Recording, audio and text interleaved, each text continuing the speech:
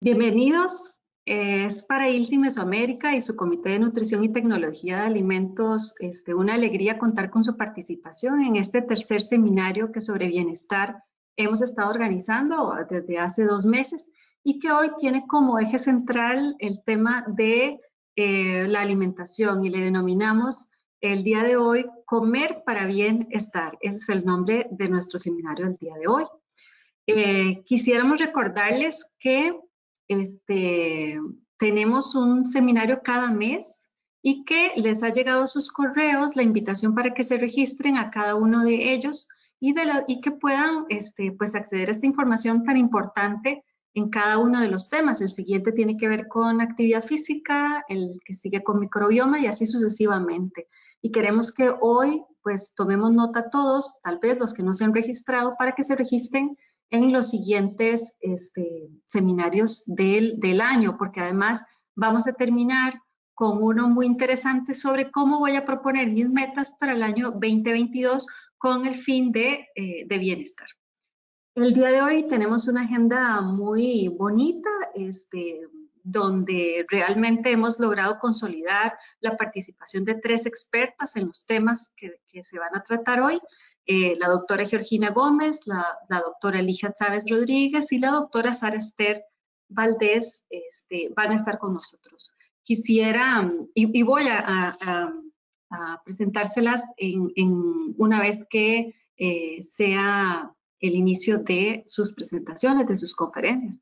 Nada más quisiera recordarles que ILSI Mesoamérica es pues una red global de científicos que trabajamos de manera conjunta en un ambiente neutral, en un ambiente completamente completo de integridad científica y que es con el objetivo de mejorar la salud pública y el bienestar, así como la protección del ambiente. Somos una ONG que existimos en el mundo y que reunimos a 3 sectores muy importantes de la sociedad: la academia, la industria y los gobiernos. Y existimos prácticamente en todo el planeta con entidades hermanas nuestras que tienen, al igual que nosotros, diferentes comités y comisiones de trabajo y que van integrando dentro de este ambiente tripartito los temas, oportunidades y retos que se pueden generar en cada una de las entidades, así como un trabajo de una manera armonizada para todo el planeta.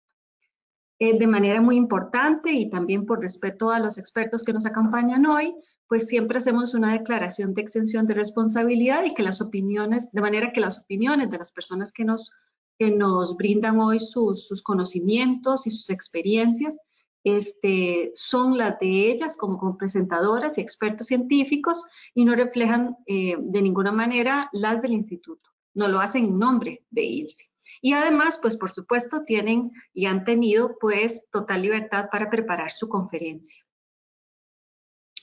Voy a iniciar presentando a la profesora Sara Valdés Martínez. Ella es tecnóloga de alimentos, egresada de la Facultad de Química de la UNAM. Tiene un doctorado en Escocia. Es profesora titular de la Facultad de Estudios Superiores de Cuatlicán de la UNAM y es miembro de la Academia Internacional de Ciencia y Tecnología de Alimentos, entre muchos otros detalles que tiene en su currículum. La verdad es que si me pongo a contarles todo lo que estas 3 profesionales científicas, mujeres de la región, han hecho en sus años de experiencia profesional, pues no terminamos, pero sí quisiera recalcar muchísimo que son 3 personas con una amplia experiencia de una labor académica en investigación y además también de trabajo con la sociedad en general. Así que una vez más a las 3, a la profesora Sara, a Ligia y a Georgina, muchísimas gracias por estar con nosotros. De manera inmediata le voy a hacer el pase a la profesora Sara Valdés para que nos comparta su conferencia desde su computadora. Gracias, profesora. Muchas gracias. Buenos días a todos. Buenos días, Ania. Quisiera yo, ante todo, pues agradecer la invitación de Ania a participar en este evento. Es un honor para mí participar con las expertas que nos van a acompañar el día de hoy. El seminario tiene un título muy bonito, ¿verdad? Comer bien para bienestar. Antes de continuar, perdón, debo decir que yo no tengo conflicto de interés alguno, nadie me paga, por las opiniones que voy a externar. Y como ya lo dijo Ania, yo soy académica, trabajo en la Universidad Nacional Autónoma de México. Entonces, esta pandemia que nosotros estamos viviendo nos ha tenido o nos tiene todavía muy conflictuados. Estos son algunos de los temas que vamos a ver el día de hoy, ¿sí? Algunas de las cosas que vamos a platicar. Es impresionante saber que en el mundo tenemos tantos millones de personas que están al borde de la hambruna, ¿sí? La cantidad de gente que tenemos en el mundo que tiene problemas de sobrepeso, ¿sí?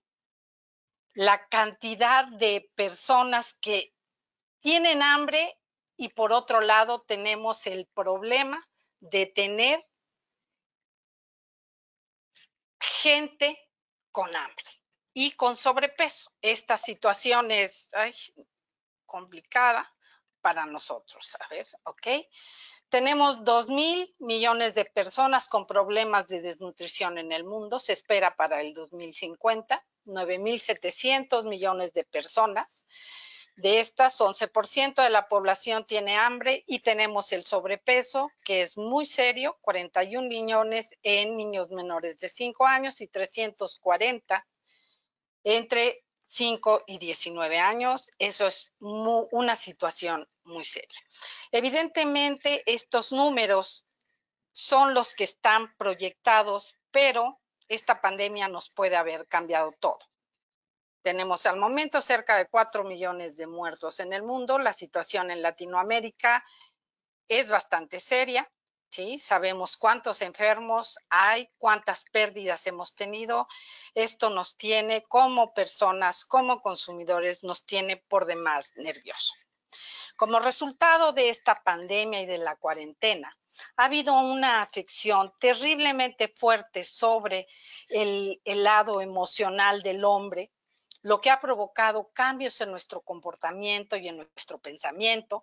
Tenemos una amenaza de peligro latente, tenemos incertidumbre, aflicción, frustración, no podemos salir. Evidentemente, todo esto ha modificado nuestro estado emocional. Y bueno, pues también hay gente que va del tema y dice que esto no es cierto, que la pandemia no existe, que no hay ningún problema, ¿verdad? ¿Qué tipo de cosas se han observado entre los consumidores durante esta pandemia? Bueno, pues ha habido compras proactivas para la salud de pánico. Ya veían ustedes seguramente, porque ha sido una de las cosas más curiosas, la gente comprando papel higiénico como si se fuera a terminar, ¿verdad? Ha habido una gestión reactiva de la salud. Nos hemos preparado para tener despensa en casa porque la mayoría no teníamos despensa en casa más que para unos días porque no estábamos en casa. Nos hemos preparado para vivir en cuarentena, para estar restringidos y aceptar esta nueva normalidad que se nos viene.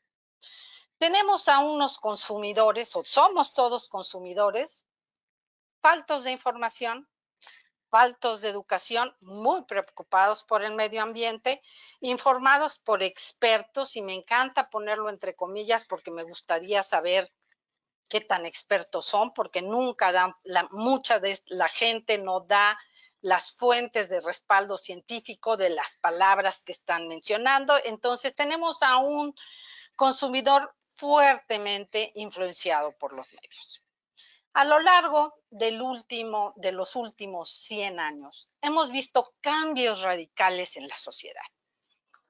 Los baby boomers, pues que somos quienes empezamos a vivir estos cambios tan grandes, y el impacto de la subida de peso se empieza a ver cuando los baby boomers son adultos, porque los baby boomers empezamos a consentir, empezamos a tener demasiadas cosas, estabilidad, ya no había guerra y el mundo empezó a cambiar.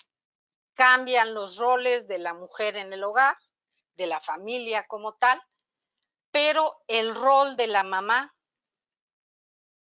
empieza a perderse porque tienes que seguir siendo la responsable de la casa, la responsable de la alimentación, la responsable del trabajo, la responsable de tu trabajo, la responsable de todo.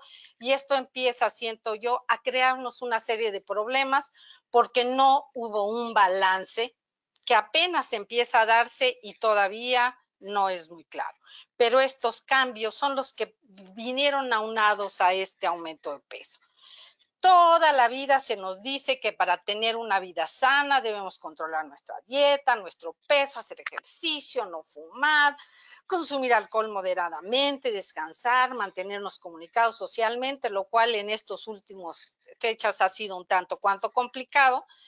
Pero, oigan, si esto es tan fácil, ¿por qué estamos tan mal? ¿Por qué hay el sobrepeso tan fuerte en nuestra sociedad? Vamos a ver qué es lo que determina nuestra salud. Observen ustedes que el 40%, ¿sí?, depende de nuestro comportamiento como consumidores.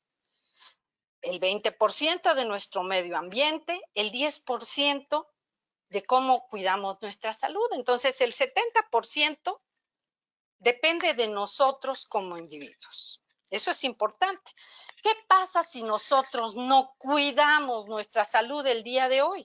Bueno, pues esto va a tener impactos y que pueden llegar a riesgos de malnutrición en la edad adulta, en la edad de tercera edad, y estos van a ser tanto fisiológicos como patológicos como psicosociales. Cuando nosotros como consumidores compramos alimentos, estamos influenciados por nuestra cultura, nuestra familia, la clase social en la que vivimos, los estímulos de marketing, los anuncios, etcétera, la fuerza de distribución de ciertas marcas y evidentemente influencias psicológicas personales, actitudes, creencias, experiencias. Todo esto afecta lo que compramos, lo que llevamos a nuestra casa y lo que consumimos. ¿Sí? Como consumidores demandamos alimentos cómodos, sobre todo porque ahora la mayoría trabajamos para poder mantener un estándar de vida adecuado. Queremos que los alimentos que compremos sean siempre inocuos, que sean variados, que tengan calidad y que sean auténticos. Todos son cosas que nosotros como consumidores buscamos de nuestros alimentos. Recordemos que los alimentos tienen 5 funciones principales. Son un satisfactor de una necesidad fisiológica, son vehículo de alimentos, son un estímulo psicológico, son un estímulo emocional y son un integrador social. Los alimentos, pues son parte de nuestra vida. Comer es un placer. ¿Quién me puede decir que no?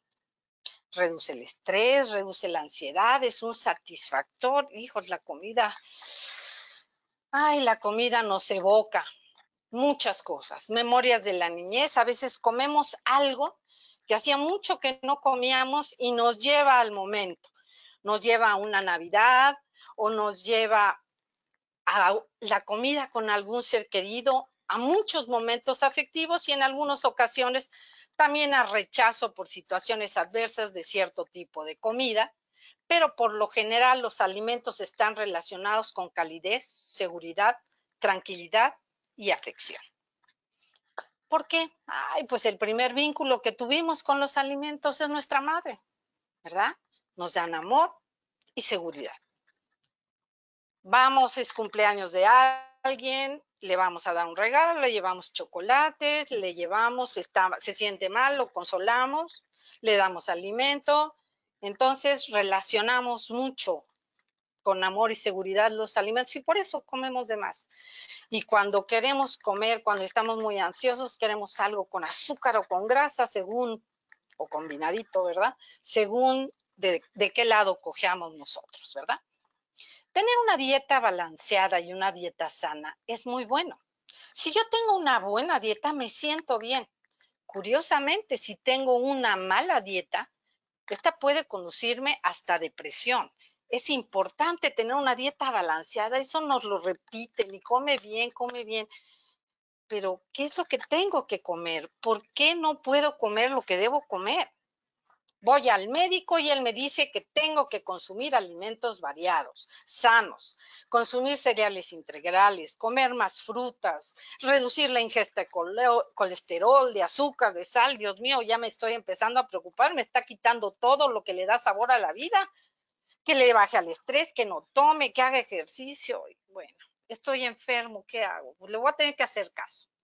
Le voy a hacer caso y acepto de mal humor hacer lo que me está diciendo, pero no lo hago parte de mi vida diaria, porque nadie me ha enseñado cómo, porque esa memoria histórica se perdió en el tiempo y tenemos que recuperarla.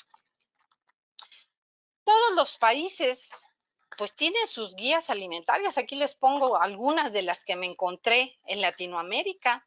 Todos tenemos, se van actualizando, pero bueno, todos hemos visto alguno de estos símbolos que nos habla del plato del buen comer, la olla, y como ven ustedes son diferentes tipos de figuras audiovisuales que nos dicen lo que podemos comer, pero nos da flojera interpretar, no la entendemos.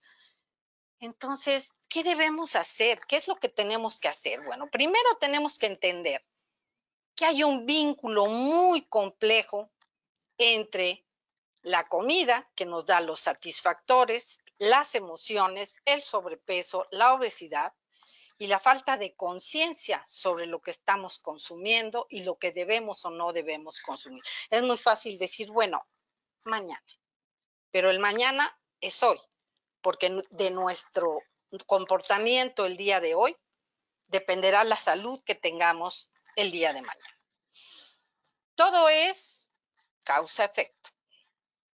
Las causas que nos provocan que comamos demasiado son hechos de nuestra vida real, el estrés a que estamos sometidos, si estamos frustrados, si hay tensión, si estamos preocupados, si tenemos dolor, si estamos aburridos, enfadados, ansiedad. En ese momento decimos, tuve una semana muy pesada, por ejemplo, se me antoja, me merezco una pizza, una rebanada de pastel, unos taquitos, diríamos los mexicanos, ¿verdad? Y empieza la indulgencia, no tenemos una conciencia sobre lo que es una buena dieta.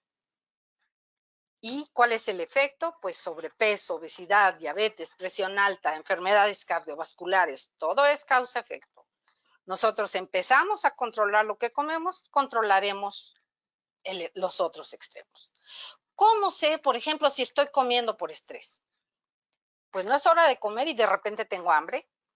Si comí bien, no hay razón, pues puede ser el estrés, ¿verdad? O quiero comer comida poco balanceada, alta en grasa y carbohidratos, ese es otro indicador. Pierdo el control y no puedo dejar de comer, no sé, los chocolates o lo que ustedes quieran, es otro indicador. Y después tengo culpa de haber comido en exceso porque sé que comí en exceso, ¿sí? Yo creo que es el momento de tomar control de nuestra vida. Tenemos que aprender a conocer nuestras emociones y cuáles de ellas despiertan nuestra hambre. Seguir una dieta saludable, esas se las repito y se las repito, pero como yo no soy una gran experta, pues ya nos van a decir más adelante qué es una dieta saludable y cómo de lo que tenemos en nuestro entorno podemos lograrlo. Lo que sí les digo es que tenemos que resolver las razones que afectan mis emociones y tengo que aprender a controlarlas. Tenemos que tratar de evitar comer cuando no tenemos el control. Tenemos que estudiar. Yo siempre digo que la solución del mundo es el estudio. Tenemos que estudiar ahora sobre nutrición. ¿Qué es lo que es sano? ¿Qué es lo que no es sano? ¿Cómo combinar?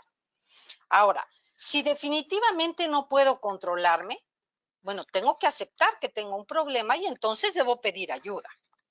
Es importante siempre evitar interferencias emocionales en nuestro comportamiento al comer. Eso nos tiene que quedar perfectamente claro. ¿Podemos reeducar nuestra forma de comer porque nadie nos enseñó a comer? Sí, sí se puede. Hay manera de estudiar, aprender. Esta es una metodología que yo me encontré, que es el STOP, ¿sí? Para, respira, observa las reacciones de tu organismo, continúa, por sus siglas en inglés, STOP. Pero si no podemos solos, podemos siempre solicitar ayuda a profesionales del área que nos ayudarán a poder detectar estas emociones. Yo siempre digo que tenemos que distraer nuestra mente. No solo tenemos que estar en el trabajo o pegados a la televisión. Podemos meditar, hacer yoga, leer, hacer ejercicio, rompecabezas, dibujar, pintar. Cada quien encuentra lo que puede hacer. Yo tejo, yo hago adornos de Navidad. Yo tengo que ocupar el otro lado de mi mente, no solo el lado que ocupa la parte científica, ¿sí? Haz una actividad que ocupe tu mente y que te preocupe tanto. A mí me preocupa que si se me ve el punto se va a hacer feo el suéter, que estoy tan preocupada cuando estoy tejiendo que me relajo. Entonces, para mí es una terapia súper importante y cada quien tiene la suya. El chiste es que la encontremos. Quisiera terminar dándoles algunas ideas para llevarse. Las emociones y los alimentos, es evidente, tienen una relación muy compleja. Si yo tengo una dieta sana, me voy a sentir bien. Si yo no tengo una dieta sana, una dieta alta en grasa y azúcares, me voy a sentir mal. Debo aprender a conocer mis emociones, evitar interferencias emocionales al comer, hacer ejercicio, ocupar mi mente, estudiar sobre qué es una dieta sana y balanceada para mí y solicitar ayuda si así lo requiero. Con esto les dejo simple y sencillamente algunas ideas y pues les cedo el micrófono de regreso a Ania.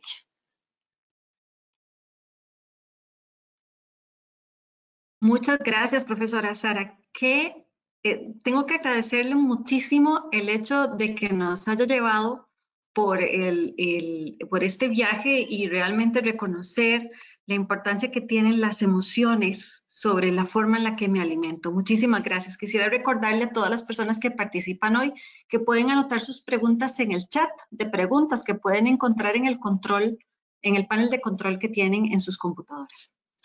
Muchas gracias, Sarita.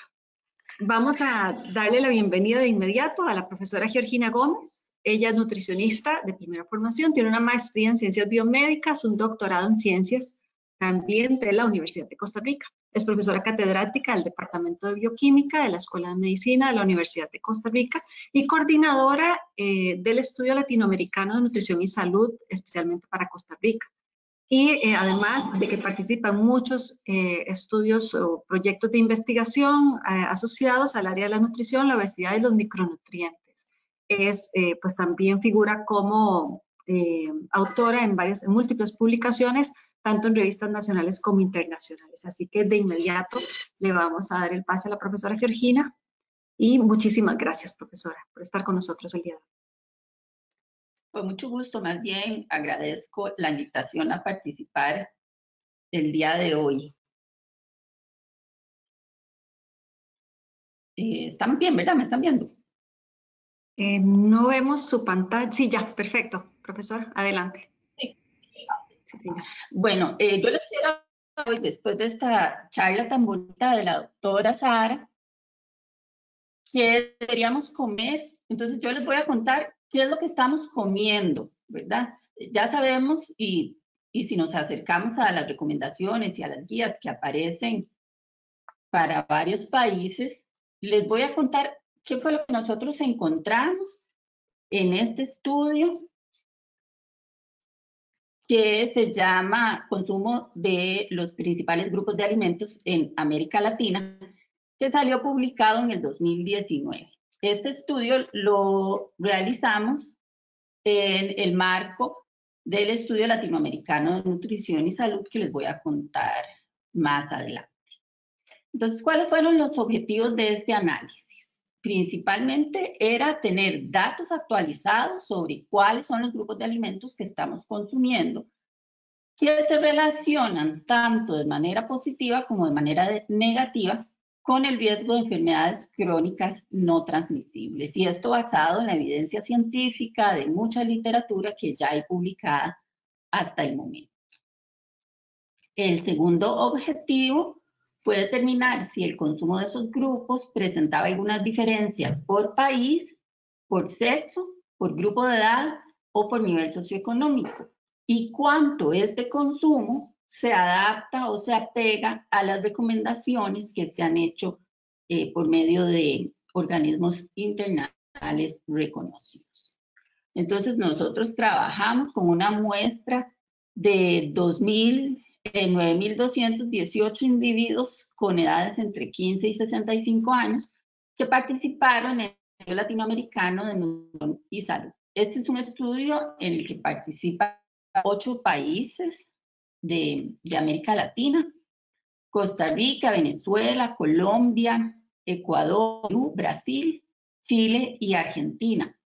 Y el estudio comenzó desde, bueno, su planificación alrededor del 2013, y los datos fueron recolectados entre el 2014 y el 2015, con el fin de proveer igual información actualizada sobre el consumo de alimentos, también de actividad física y de marcadores de antropometría para ver la prevalencia de obesidad en esta población. Entonces, es una muestra que es representativa de la población urbana de estos 8 países.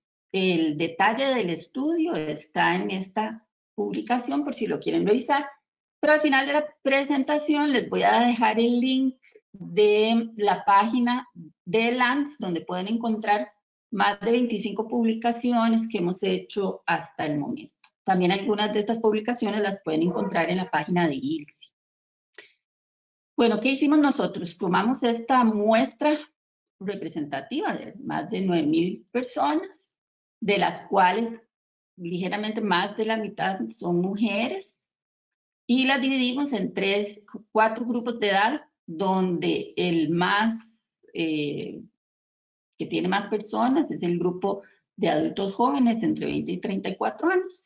Y también analizamos por nivel socioeconómico, ¿verdad? Alto, medio y bajo, donde el bajo y medio, los dos tienen alrededor del 40% y el alto un 15%.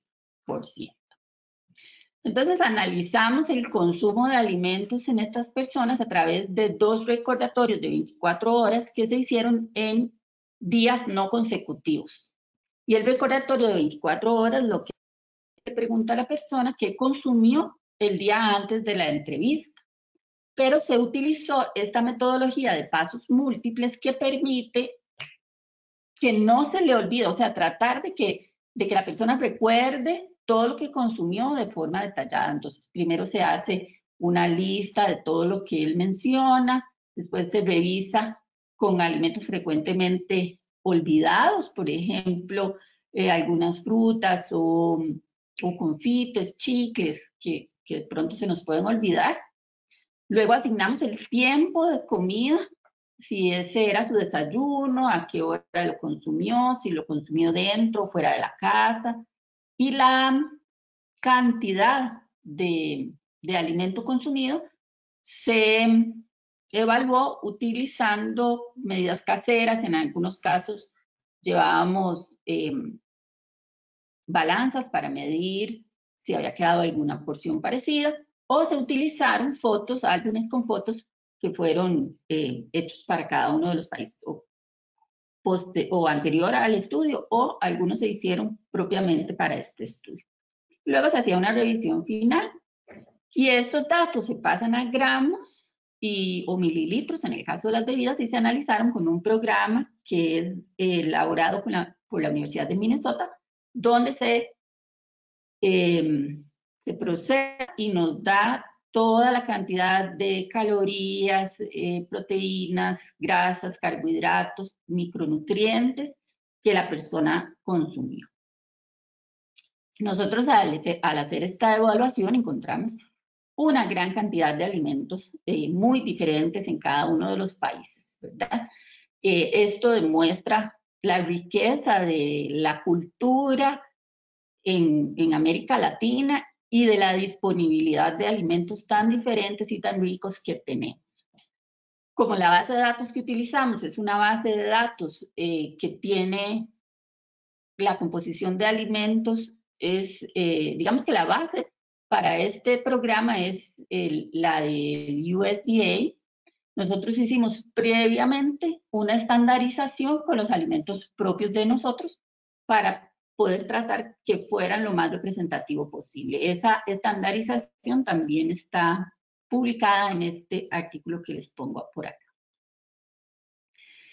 Entonces, de acuerdo a la evidencia científica que existe hasta el momento, nosotros analizamos 10 grupos de alimentos que se relacionan, como les había dicho, tanto de manera positiva para reducir el riesgo de enfermedades crónicas, como por el contrario, que se ha visto que en alguna medida pueden aumentar el riesgo de enfermedades crónicas no transmisibles. Entonces aquí tenemos frutas. En ese grupo de frutas excluimos los jugos. Después tenemos vegetales no harinosos, legumbres o leguminosas. Ahí entran los frijoles, los garbanzos, lentejas, arvejas, semillas y nueces, granos enteros, pescados y mariscos, yogurt. Y por otro lado, las carnes rojas, carnes procesadas y bebidas azucaradas.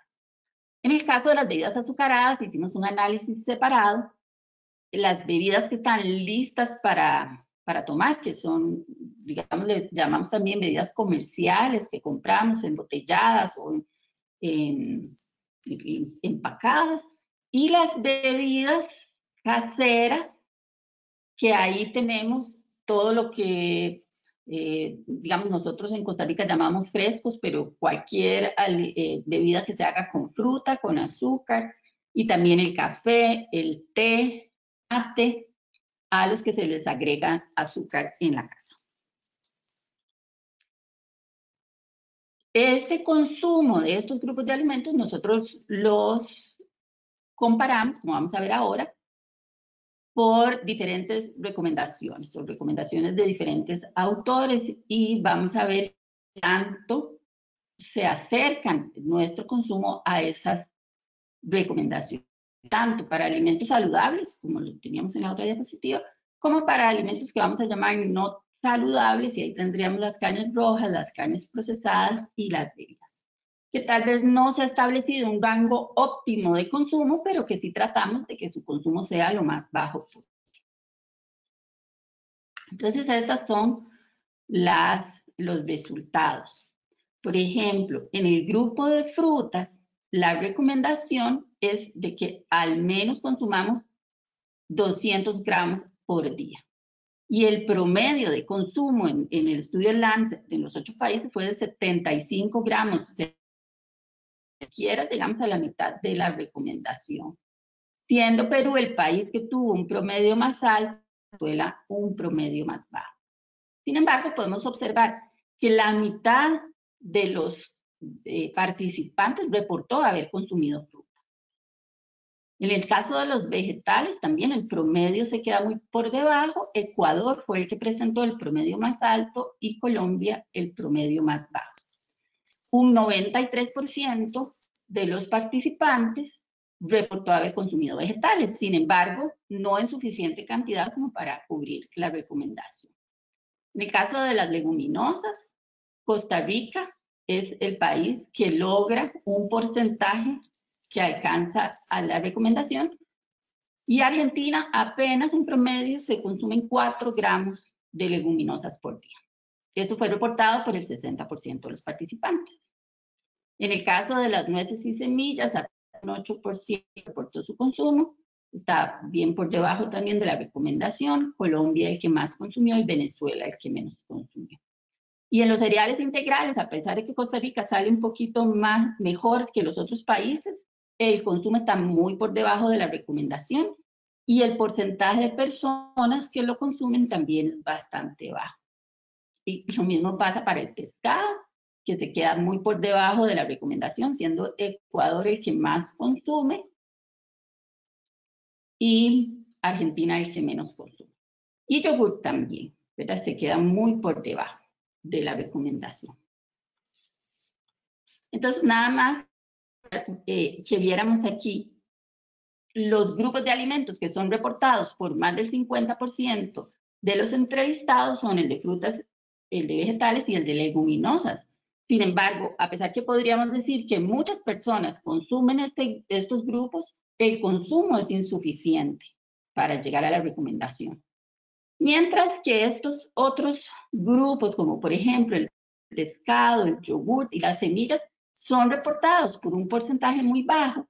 Sin embargo, las personas, por ejemplo, que consumen yogur, logran llegar a la recomendación, porque este promedio es el promedio general de todos los participantes. Pero si sacamos el promedio solo en los consumidores de yogur sí consumen esos 200 gramos. Lo mismo pasa para los consumidores de nueces y semillas y los consumidores de pescado.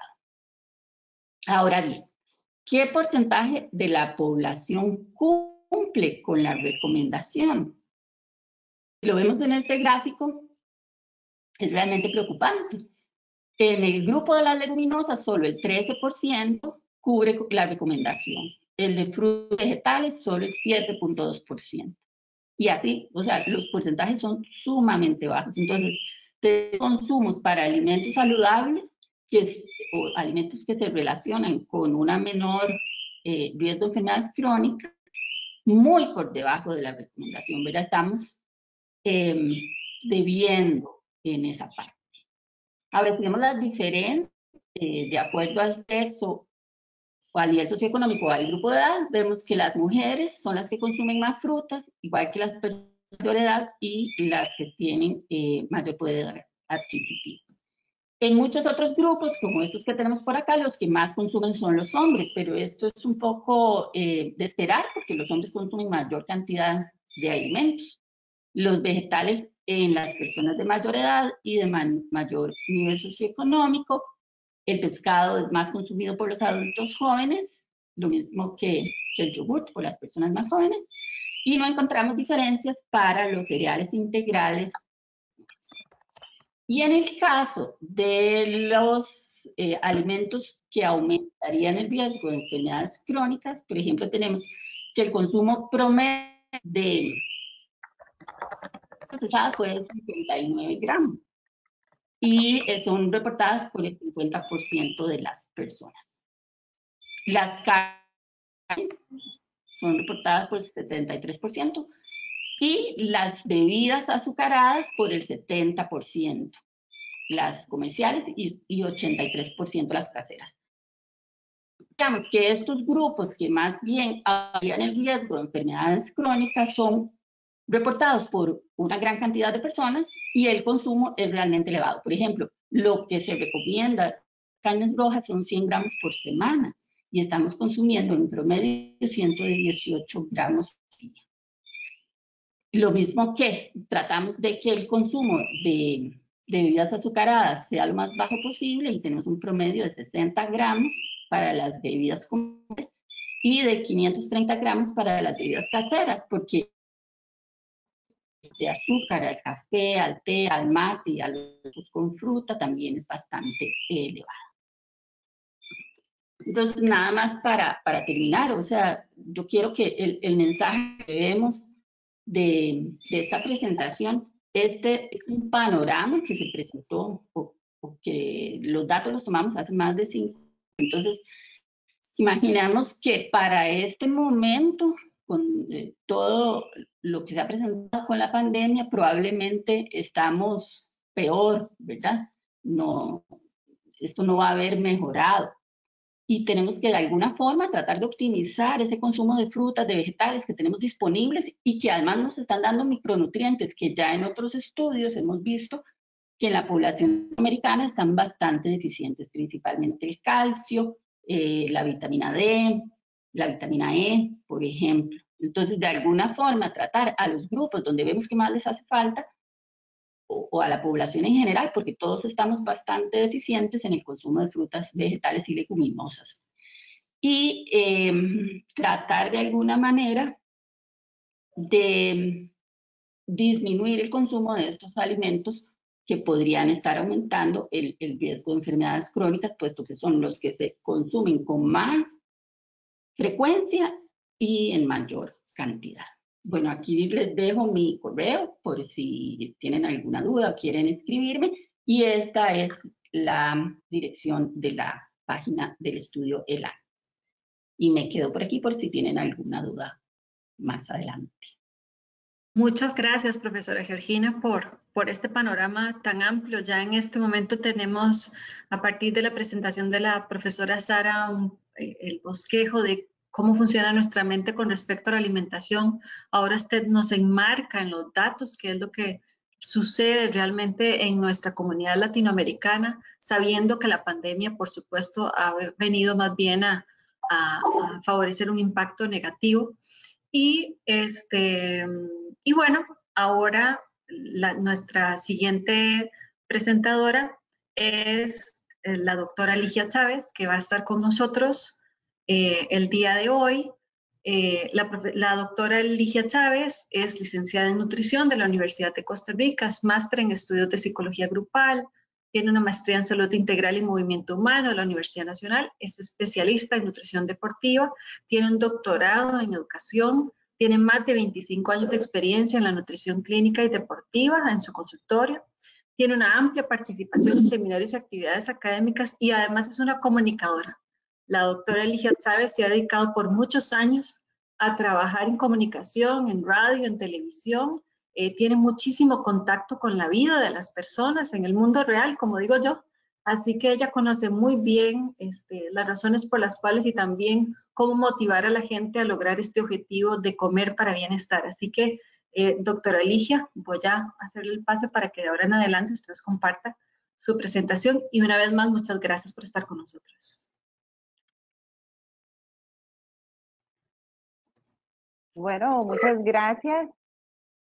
Yo creo que hemos aprendido muchísimo de las dos exposiciones anteriores y lástima que todo tiene que ser virtual porque yo creo que sería el momento oportuno de que todos en este momento, con base en las dos conferencias, empezáramos a escribir qué es lo que tenemos que cambiar, por qué estamos saliendo tan mal realmente en prácticamente muchas cosas, por ejemplo, datos sobre obesidad, desnutrición, o sea, ¿qué nos está pasando como seres humanos? Yo creo que la llave para el cambio está dentro de cada uno de nosotros y a veces uno debe pasar por esa conciencia, por ese análisis de cómo puedo yo construir eh, una alimentación que sea saludable.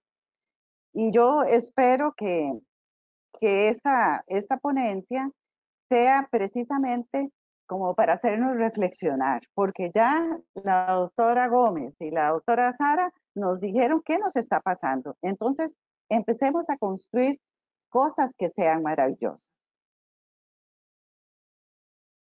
Vamos a ver, estoy tratando de pasar la página. Tiene que compartir la pantalla primero, doctora. Primero compártanos su pantalla. Dele compartir. Vamos a ver.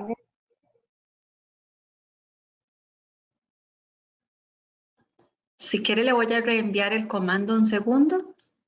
Ah, bueno, sí, está bien. Sí, y entonces le da OK. Aquí va. Dele compartir su pantalla y ya. Ahora sí la vemos. Adelante. Ahora sí me ven. Bueno, disculpe. Yo me estaba viendo y estaba toda feliz. Ok.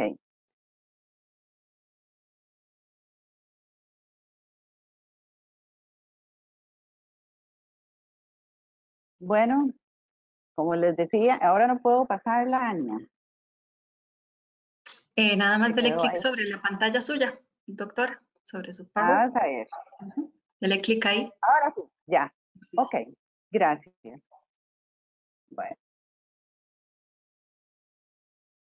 Resulta que cuando la doctora Ania me invita a participar y me dice, usted es la última que va a hablar, porque primero vamos a mencionar aquellos aspectos emocionales que nos afectan para cambiar y después la doctora Gómez nos va a centrar en una realidad, en un estudio científico con muchísimo detalle que nos dice qué está sucediendo, podríamos decir, en América Latina, países muy representativos de lo que es la situación en este lado, en toda América Latina, y habría que ver incluso qué podría estar sucediendo en otros países, porque los porcentajes de obesidad o los niveles de obesidad son catastróficos y podríamos decir a nivel mundial. Entonces, bajo el principio de tener una alimentación sana para tener un cuerpo sano, y en este sentido de construir una buena alimentación, resulta que incluso la Real Academia dice, bueno, es que si usted va a construir, tiene que buscar elementos adecuados. Entonces, ¿cuáles son esos elementos necesarios que yo necesito, como quien dice, modificar para construir una alimentación que sea saludable, que sea una alimentación sana? Y algo que me lleva a la reflexión en las dos exposiciones es que la obesidad ha crecido, está ahí, pero no siempre hemos estado en pandemia. Entonces no podemos decir que todo se debe a la pandemia. Claro que estamos lamentando que no podemos compartir, que no podemos salir a hacer ejercicios, pero la obesidad se ha mantenido. Sería muy interesante ahora hacer un ejercicio bien fuerte a nivel familiar, a nivel interno, para modificar ese curso de la obesidad y, ¿por qué no?, en una época de pandemia aún tener una buena salud. Pero entonces, ¿qué elementos tenemos que entrelazar? Los alimentos, los nutrientes, que son cosas diferentes, ¿verdad? Una cosa es el alimento, lo que a mí me gusta comer, y luego, ¿qué sustancias maravillosas para recuperar la salud tienen esos alimentos? Luego tenemos que hablar de los hábitos un poquito y lo que son las tradiciones, ¿verdad? Este factor cultural tan importante. Con respecto a los alimentos, la fotografía está muy acorde con colores, con formas, con texturas. Si ahora, dentro de un rato, vamos a ir a almorzar y los que estuvieron escuchando esta conferencia van a decir, ¿será que estoy comiendo mejor o no? ¿Cómo nos podemos guiar?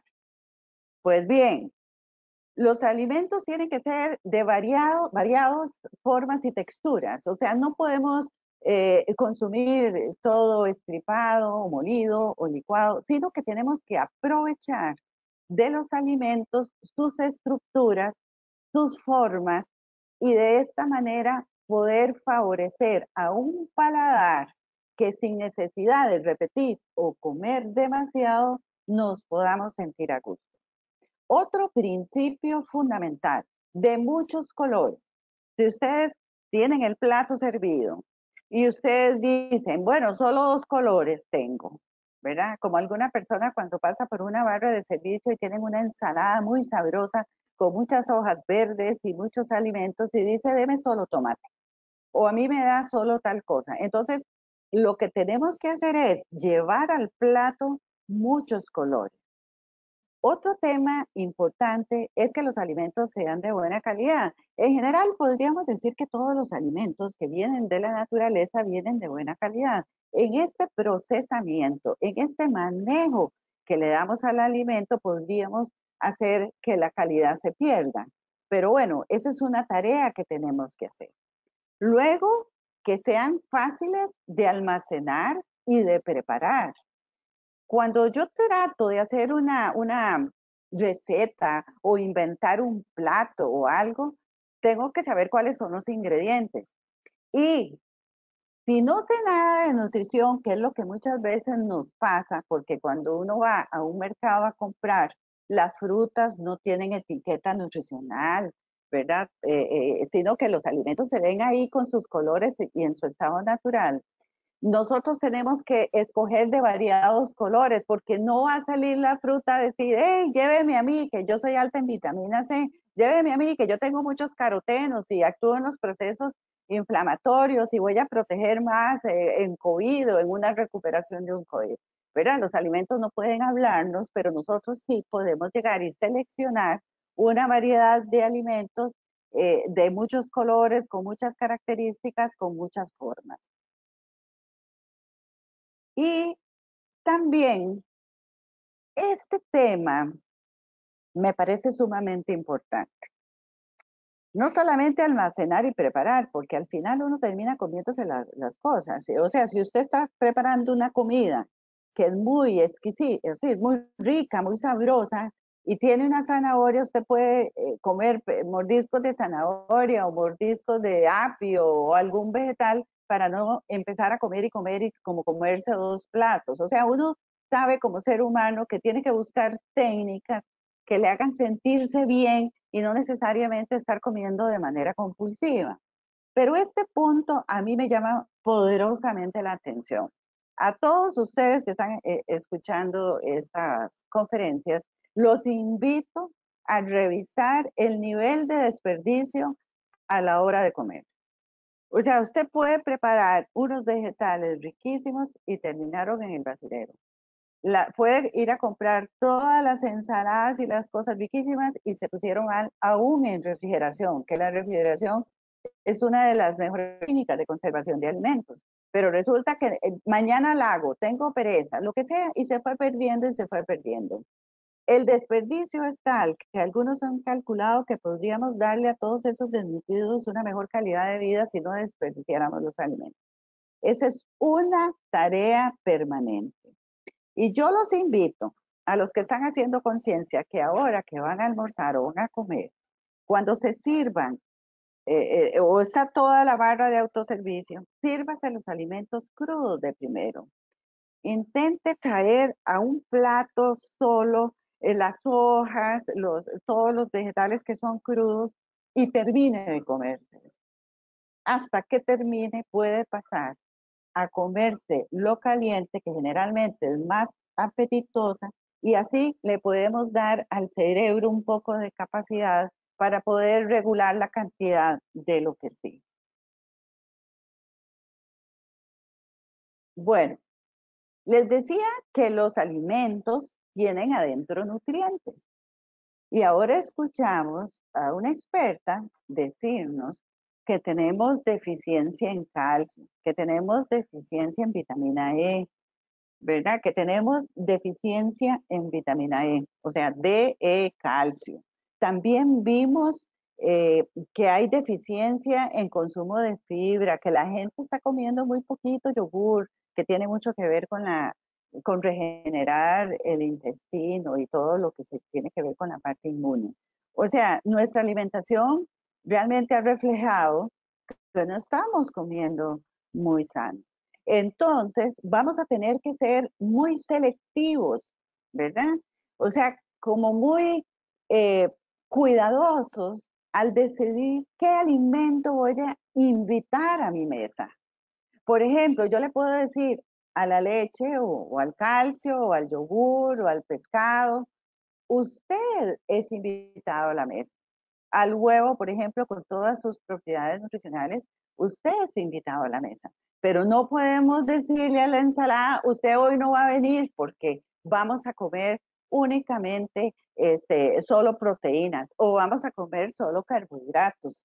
Le hablo en estos términos porque ahora es muy fácil saber que son proteínas. Todos hemos aprendido que están las carnes y la leche y que hay proteína vegetal como las leguminosas, que es muy utilizada por las personas que son vegetarianas. Entonces, como que ya este lenguaje nos facilita mucho la organización de los menús. Entonces, tenemos que invitar a la mesa prácticamente de todos los nutrientes. Eso es, no sé, se me acaba de ocurrir, es como los dedos de la mano. Uno no puede decir, solo el dedo este es bueno, o es el gordo, o es el chiquitico, o esto no lo voy a usar. Todos en conjunto se necesitan. La alimentación es parecido. Uno necesita comer de todo, una gran variedad para que me vayan dando los nutrientes que necesito. Tratemos de implementar ese hábito para ver resultados, incluso resultados en corto plazo. ¿Cómo es posible que tengamos personas con anemia? Y uno dice, ¿cómo? Deficiencia de hierro por no comer alimentos fuente de hierro. Bueno, pero es que seguramente son muy caras las carnes y no se pueden estar comiendo esos alimentos, ¿sí? Pero los frijoles o las leguminosas, lentejas, tienen hierro también. Ah, pero tenemos que ponerle vitamina C. ¿Y por qué tenemos que ponerle vitamina C? Bueno, para que haya una absorción del hierro. Entonces, todos tienen que estar invitados a la mesa. Y recuerden eso, la vitamina C es una vitamina que prácticamente se destruye con el cocimiento, o sea que los alimentos que realmente representan unas buenas fuentes de vitamina C son los alimentos crudos y esos tienen que estar presentes. Entonces, en esta fotografía, con todo lo que yo he estado conversando, si ustedes la van analizando, hay una gran variedad de alimentos, hay muchos colores y esa es una forma de comer saludable. Con respecto a los hábitos, no solamente los hábitos alimentarios deben de ser considerados para construir una buena salud. Si hemos estado durmiendo mal, preocupados por lo de la pandemia, hemos tenido pérdidas. En realidad, yo creo que todo el mundo ha tenido pérdidas porque la vida de cada ser humano es una vida valiosa. Entonces, a veces estamos tristes y no dormimos bien. No dormir bien ya es un motivo de no buena salud. Entonces, tenemos que unir muchos elementos para que nuestra alimentación realmente cumpla ese objetivo de hacernos sentir bien. Por ejemplo, hay que descansar.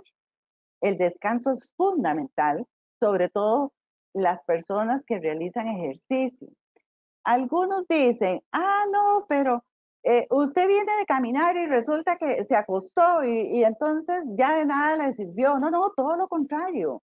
Cuando se realiza ejercicio, el descanso es parte de la regeneración muscular, porque cuando yo realizo el ejercicio, ¿qué es lo que estoy buscando? Bueno, que se utilice la grasa corporal, que es la que se acumula y nos causa enfermedad.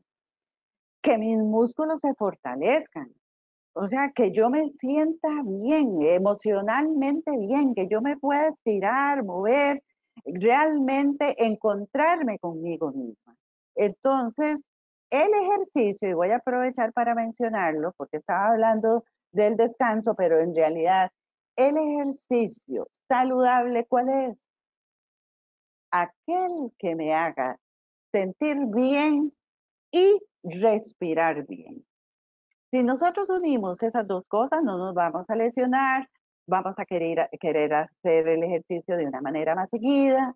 Si no podemos ir a un gimnasio porque la zona donde vivimos todo está cerrado por lo del COVID, si estamos en un espacio donde podemos estirar los brazos y las piernas y cabemos, entonces ahí podemos realizar ejercicio. Un ejercicio que sea saludable, que no me lesione, que yo me sienta muy bien. ¿Por qué lo menciono y lo recalco? Porque la utilización de los nutrientes se vuelve más eficiente cuando los músculos se activan, cuando el cuerpo logra desplazarse de un lugar a otro haciendo la actividad física. Y bueno, retomemos lo del consumo de agua y las cantidades de fibra como parte de un hábito. Y les voy a decir esto que cuando yo empezaba a estudiar nutrición me encantaba porque yo decía, tan importante que es el agua y el agua no tiene calorías. El agua es agua. Y mira, la fibra, uno se la come y la bota. Y pues entonces, ¿para qué es importante? Para barrer, decían, como una escoba. Bueno, ya sabemos muchas cosas, la ciencia nos está guiando y nos dice que el agua y la fibra van casi que juntos y tienen que ver hasta con el buen humor. No hay nada que lo haga uno sentirse mal que no puede ir al baño todos los días. Y usted dice, ya no me cierra el pantalón, ya no me, ay no, qué mal, es que no, yo no me siento igual. ¿Por qué? Claro, uno tiene que ir con una regularidad al baño. Algunas personas se sienten, sobre todo en las noches, de agotados. Y uno dice, qué raro, pero también que amaneció. Pues resulta que fue gastando el agua interna, no la repuso y en la noche no quiere ni caminar. No quiere pero ni moverse. Se le pierde el control y no prende pero ni el tele. ¿Qué es lo que está sucediendo ahí? Una deshidratación. ¿Y qué pasa cuando hay deshidratación? Resulta que el músculo se daña Incluso una rodilla, ¿verdad? Que tiene el músculo aquí, la rodilla abajo, si no hay suficiente agua a nivel muscular, entonces eso se golpea más. Parece sencillo de explicar, pero ¿cómo lo entiende uno cuando uno toma el agua y hace ejercicio? Yo siempre le recomiendo a las personas que están intentando cuidarse, que si no están tomando agua, no comen frutas, están haciendo una dieta de esas que a veces uno inventa de un día ahí fatal, mejor no salga a hacer ejercicios porque o puede tener un accidente o se puede caer, se puede marear, se puede lesionar. Uno necesita una buena nutrición, un buen balance, una buena cantidad de fibra, una buena hidratación para hacer ejercicio. Por eso es que dentro de los hábitos alimentarios, la actividad física, el agua y la fibra tienen que estar presentes. Y este tema, que lo mencionó muy bien la doctora Sara, el buen estado de ánimo, ¿verdad? Ya mucho se ha estudiado que el estado de ánimo tiene demasiado que ver con la absorción de nutrientes y con esa capacidad metabólica para funcionar de una manera adecuada. O sea, que si yo estoy triste, yo estoy preocupada, estoy enojadísima, mejor piense, reflexione, medite, saque el enojo, analice su situación y después come.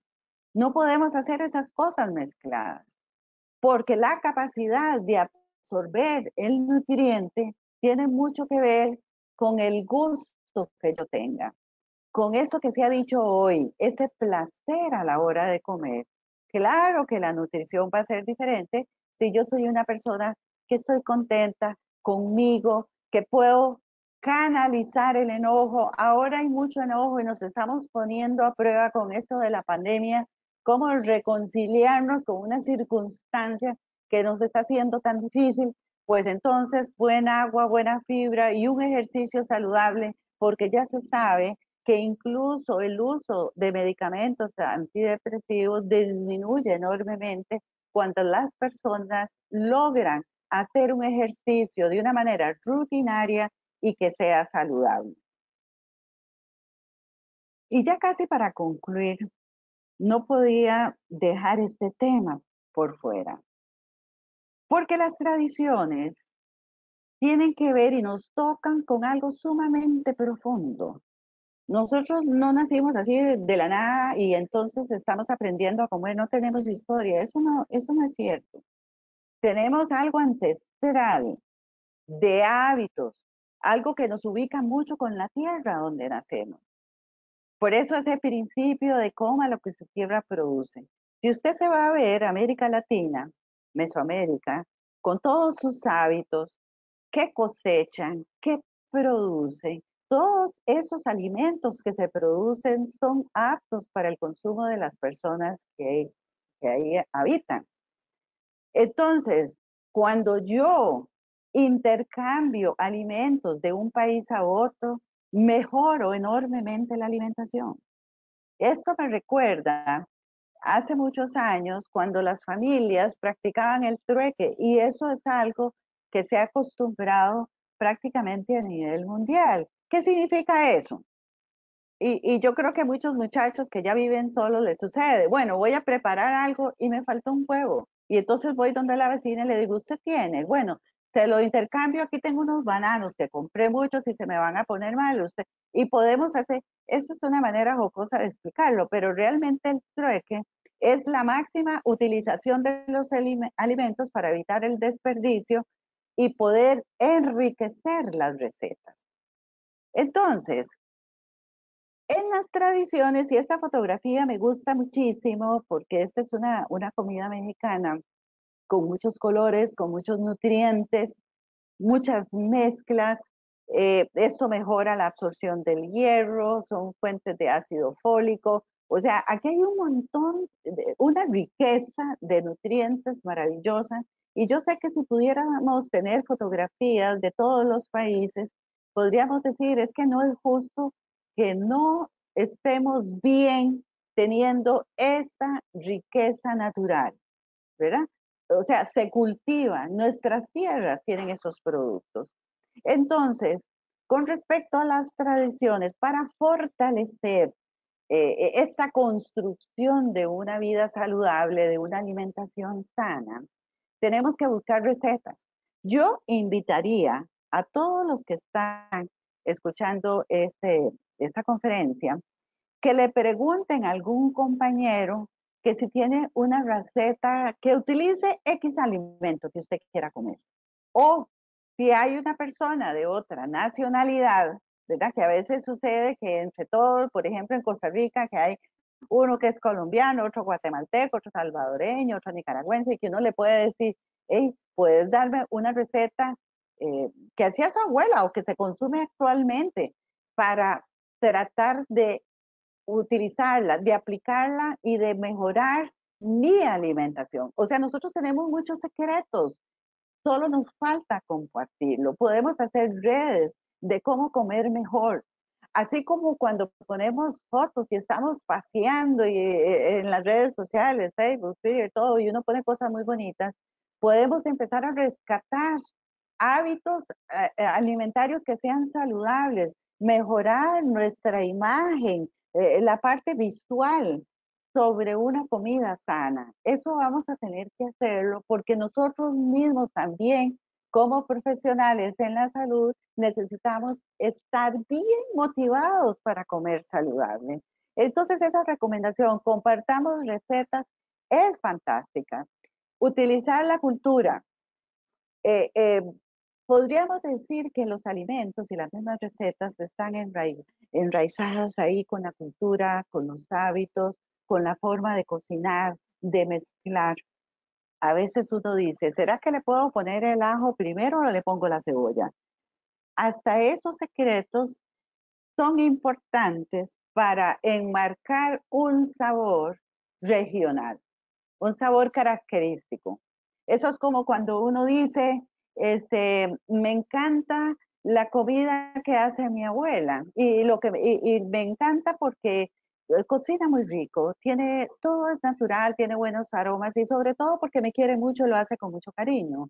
Aprender esas recetas, sobre todo las recetas que son sanas, que incluyen alimentos crudos, altos en fibra, de muchos colores, es una manera de enriquecernos. O sea que nosotros tenemos la llave para empezar a buscar en nuestros grupos sociales recetas que nos ayuden y que sean saludables. Este proceso de aprendizaje tenemos que enseñarlo en la familia. Los niños comerán lo que nosotros comemos. Si a ellos no les gustan ciertas frutas es porque no los hemos enseñado. Recordemos aquella imagen linda que nos presentó ahora la doctora de la lactancia materna, donde prácticamente es una forma de transmitir el conocimiento, el aprendizaje, todo un sistema fisiológico y hormonal perfecto para prepararnos a una vida saludable. Así es que aprendamos diariamente, no importa la edad que uno tenga, que a veces uno dice, no, ya tengo el colesterol tan alto, ya para qué, la presión, yo a puros medicamentos me la juego. Nunca perdamos la esperanza de recuperar la salud a través de una modificación en el consumo de alimentos. Eso es algo que tenemos que inculcarnos, tenemos que creerlo y lo vamos a experimentar. Comer bien es toda una ceremonia, aparte de que es mi filosofía, agradecer siempre a los alimentos que estén presentes ahí para que nos nutran y nos den calidad de vida. Todas las técnicas culinarias saludables deben de escribirse, de grabarse, de compartirse. No las dejemos ahí. Facilitemos todo este proceso de aprendizaje. Vayamos más allá. No nos dejemos la información de recetas que sean buenas. Como cuando alguien dice, yo sí sé qué hacer con esta fibra que me quedó en un colador y yo tengo una receta muy buena. Entonces, aprendamos esas cosas, no la dejemos ahí. Y para finalizar, me queda nada más desearles muchos éxitos a todos los que están escuchando esta conferencia, que puedan nutrirse de una manera saludable, que no perdamos la esperanza de que los alimentos nos pueden dar de vuelta esa salud que hemos perdido. Que construyamos un corazón saludable, pero sobre todo que nos ayudemos como seres humanos entre unos y otros para tener una buena alimentación, una buena calidad de vida. Incluso ahora que se usa el Zoom y que uno le enseña al otro lo que está comiendo, cuando tengamos un plato bien saludable, tomémosles fotos, pasémoselo a la familia, tratemos de motivar y motivarnos para tener una alimentación saludable. Yo con esto me despido y le agradezco a Ilse y a la doctora Ania que me haya invitado a participar. Muchas gracias. Muchas gracias a la doctora Ligia por este cierre que nos hace. La verdad estoy sumamente feliz de haberla escuchado hoy una vez más, porque la verdad que es un honor escucharla y además esa practicidad que nos brinda es tan importante, ¿verdad? Y es tan importante para todas las personas el poder tener acceso a esa... y también para comprender que cumplir el objetivo no es algo tan complejo como para no intentarlo, ¿verdad? Así que muchísimas gracias a las tres, porque además se siente muchísimo la pasión y yo creo que eso es parte de lo que todas las personas necesitamos, muy especialmente en este momento. Y quisiera transmitirles, bueno, en el chat de preguntas hay felicitaciones, por supuesto, para todas, excelentes conferencias, felicitaciones, pero hay una pregunta que nos hace María Isabel Catalán que tiene dos partes y quiero decirle a María Isabel que el próximo seminario, dentro de un mes, y ahora les voy a recordar las fechas, tiene que ver o va a ser sobre actividad física, sobre ser activo o no.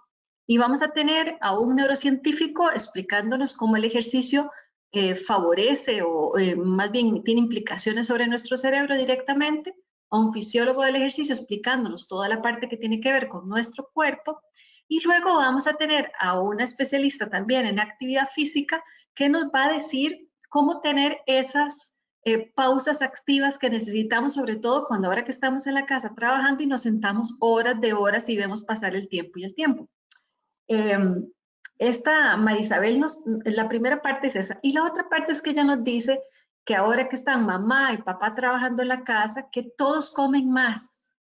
¿Qué le podemos decir a María Isabel? ¿Cómo hacemos para ordenar esta realidad que al parecer durante todo este año la vamos a tener casi que en todos los países, especialmente en Latinoamérica, hasta que la vacunación realmente llegue a un nivel en el que puedan volver? Incluso hay muchas personas que se están preguntando si volver o no, ¿verdad? A las oficinas. Entonces, ¿cómo hacemos? ¿Qué recomendaciones ustedes como especialistas le podrían dar a María Isabel, especialmente preocupada por los niños? ¿Qué le podemos decir a María Isabel? Bueno, yo tengo una idea, que es revisar la cantidad de agua. Se ha encontrado que a veces los niños, y bueno, y también los adultos no sabemos si lo que tenemos es sed o hambre, ¿verdad? Y entonces, para evitar esa confusión, más o menos unos 30 minutos antes de cada comida, uno puede tomarse un vaso de agua. El vaso de los niños es más pequeño, el del hombre generalmente es un vasito más grande. Y entonces, para que los mecanismos de saciedad realmente respondan a una necesidad de nutrientes y no a una ansiedad o incluso una deshidratación. Es apenas un consejito ahí.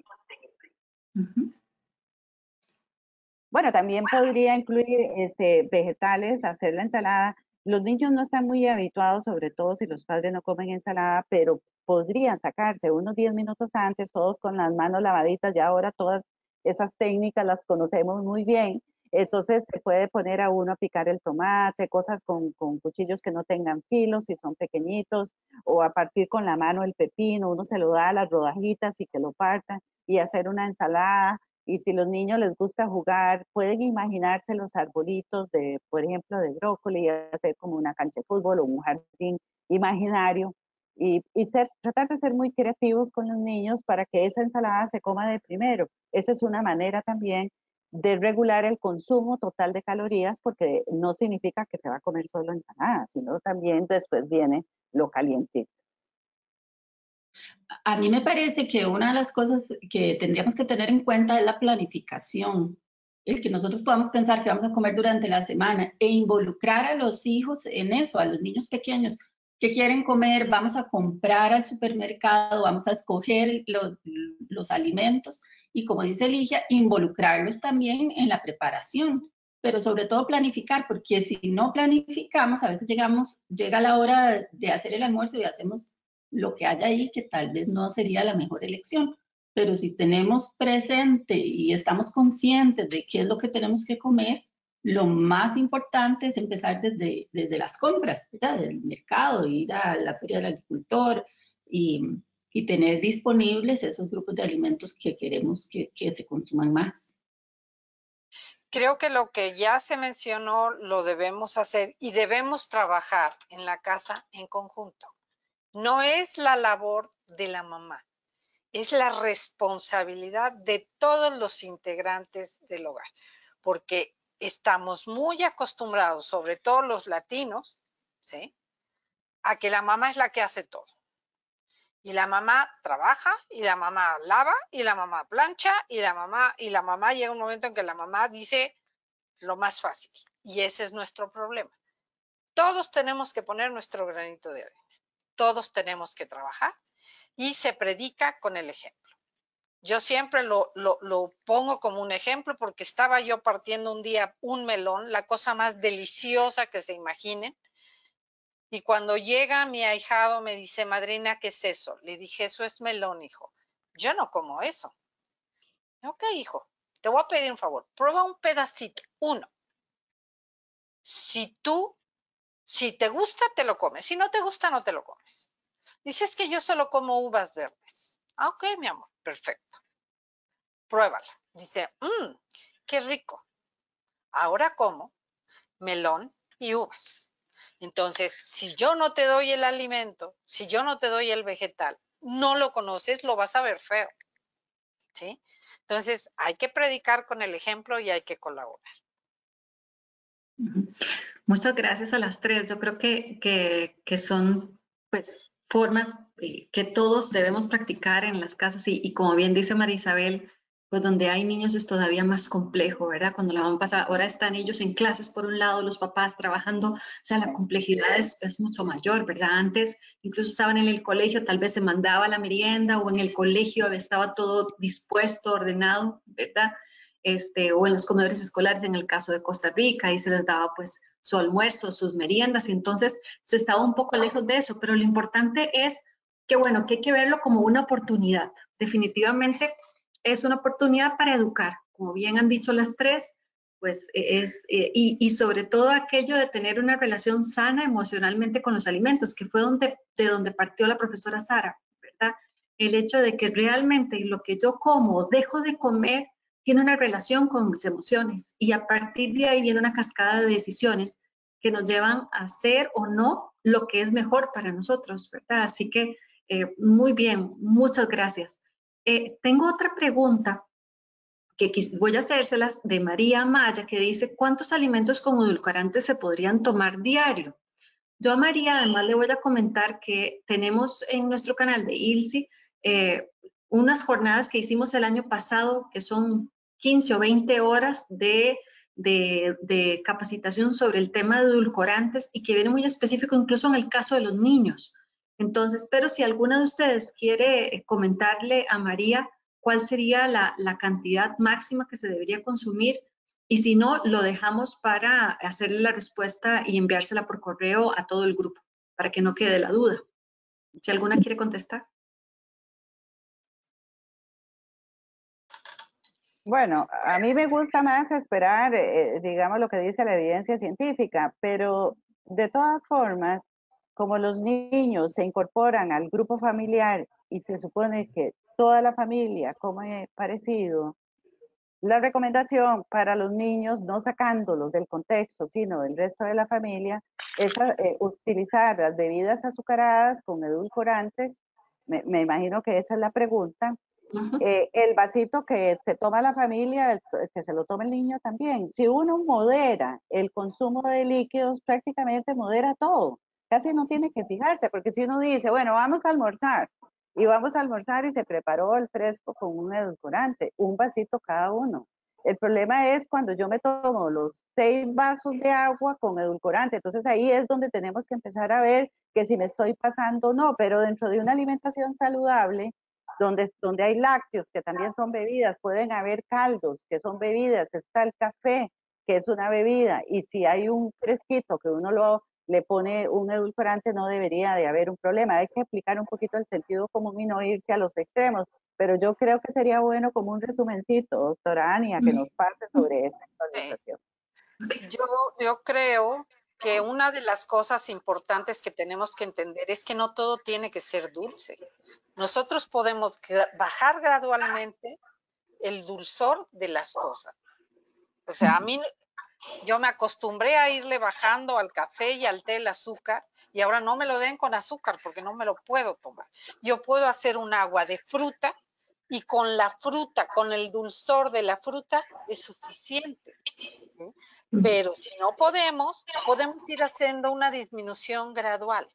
Un poquito de azúcar o de edulcorante con un consumo razonable y luego lo vamos reduciendo y después consumimos el agua de fruta con el azúcar que trae la fruta nada más y no nos va a saber mal. Es costumbre, todo es un hábito y eso se pueden modificar. Sí, yo solamente quería agregar una cosa, ¿verdad? Cada uno de los edulcorantes intensos que llamamos tiene una cantidad máxima permitida por día. Entonces, lo que se recomienda es que los variemos, que no consumamos solamente de uno, sino que si vamos a tomarnos, digamos que 3 tazas de café con edulcorante o que variemos y utilicemos en una otra otro diferente y así. Y de esa manera nos aseguramos que no vamos a excedernos en ninguno de los edulcorantes. Así es. Quisiera adicionar una cosa que se me fue. La evidencia científica al momento demuestra que los edulcorantes no son dañinos para los niños, para los adultos, los adolescentes, no son dañinos.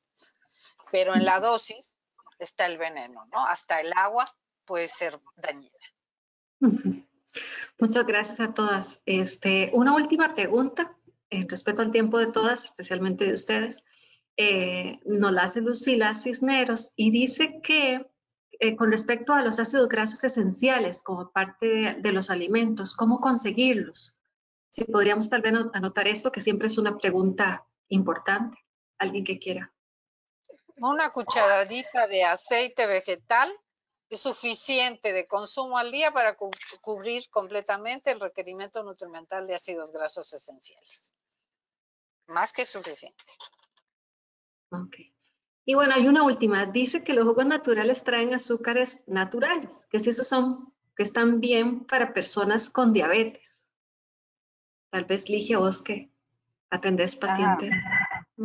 Sí, los jugos naturales son una opción como de bebida hidratante acompañando una comida, pero no sustituye las frutas. Ese es el principio, ¿verdad? Porque a veces la persona diabética cuesta mucho que acepte que la masticación es parte del proceso de recuperación, sino que quiere todo licuado y que me den los fresquitos. Yo no quiero comerme las frutas, eso se ve mucho, duro demasiado, tal vez no me caen bien, y va buscando un montón de peros, porque casi que en la persona diabética lo ideal es que se coma la fruta y tenga el vaso de agua a la par. O sea, uno diría en términos así populares, guarde la licuadora y cómase las frutas en su estado natural. Porque digamos, es el azúcar de la fruta. Eso estamos bien, no le está poniendo ninguna otra azúcar y uno diría, oh, perfecto, maravilloso. Pero lo que se está demostrando es que cuando usted le saca nada más el jugo, no le está dejando los otros alimentos que son reguladores de la absorción de los mismos azúcares y que sean protectoras del páncreas y de la insulina. Entonces, cuando uno se come la fruta, el cuerpo puede perfectamente, el diabético, manejar muy bien sus dosis de insulina. Cuando se toma el jugo o una parte de la fruta con agua, no responde igual. Y entonces podemos ver que alguien se complica únicamente por estar tomando una parte de la fruta. La fruta debe ser consumida de una manera integral. Ahora, este consejito hay que hacerlo de manera individual, porque aquí estoy hablando en términos generales. Pudiera ser que no necesariamente le esté afectando y uno podría decir, sí, en la tarde tómese un juguito que hace mucho calor y realmente no le afecta. Recordemos que en el tema de la diabetes, que esto es algo muy interesante, cuando uno quiere saber si un alimento o una mezcla de comida le cayó bien o no, ¿qué tiene que hacer? A veces uno dice, bueno, esa naranja me cayó bien. No, a mí me sube la... ¿Cómo sabemos? Recuerde que está el glucómetro para medir el azúcar y que si uno se come una merienda, porque los alimentos en diabetes no se deben de comer de manera aislada, sino las meriendas tienen que ser balanceadas, completas. Entonces, si yo me como esta merienda en este momento, espero 2 horas, mido la glicemia y esa glicemia tiene que darme valores de menos de 140. Entonces es cuando uno dice, uy, qué belleza, ¿verdad? Me cayó muy bien. A veces se estira un poco más a 150, 160, pero eso hay que analizarlo individualmente, dependiendo de si hay otras patologías asociadas como daño renal o daño hepático, y entonces ahí uno tiene que ser un poco más cuidadoso. Pero sí existen formas para saber, porque esa pregunta es valiosísima. Ok, me tomo el jugo natural, tiene azúcar naturales, y cómo sé yo que el diabético le está cayendo bien. Uno tiene que medir glicemias y poder ir sacando incluso qué jugos, qué mezclas, qué comidas son totalmente de una respuesta insulínica saludable para la persona diabética. Creo que le da valor además, doctora Ligia, al hecho de que estos pacientes requieren una intervención nutricional individualizada, ¿verdad? Y que no es solo tomarse las pastillas, como deseos, ambas dijeron al principio, que para las personas que ya tienen enfermedades crónicas establecidas, pues evidentemente la terapia y la intervención nutricional son básicas y que no es solo tomarse las pastillas, sino que realmente tienen que hacer todo el resto del trabajo, ¿verdad? Para realmente lograr ese bienestar que todos queremos.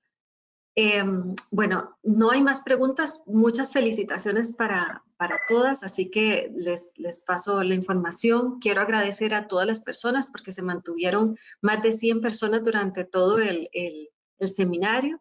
Recordarles que tenemos el siguiente, aquí están las fechas, ¿verdad? El Deseamos Activos, que es el día 21 de julio.